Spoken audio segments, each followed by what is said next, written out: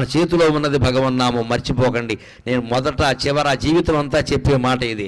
మీరు స్మరించండి. మనస్సులో స్మరించదలుచుకుంటే మడి లేదు, ఆచారం లేదు, ఇవి స్నానం చేసే సమయం లేదు, భోజనం చేసే సమయం లేదు, ఎప్పుడైనా స్మరించవచ్చు. దానికి నియమం లేదు, నిష్ట లేదు, మనస్సుకి రూపం లేదు, కాబట్టి ఏ నియమం ఉండదు. అన్ని రోజులు పాటించినా ఒక్కరోజు కాళ్ళు కడుక్కోలేదు, దేవుడు అంత కక్ష కట్టడమ్మా. దేవుడిని పిశాచం అనుకోకండి, దేవుడు ప్రియుడు. నువ్వు ఒక్కరోజు నియమం తప్పితే దేవుడు కక్ష కడతాడా? అలా అయితే దేవుడు అవుతాడా? అంతగా మనకు బాధ అనిపించింది అనుకో, అమ్మా ఏదో పొరపాటు చేశానమ్మా అని అమ్మవారి దగ్గర చెబితే క్షమించదా? ఆవిడ తల్లి అండి.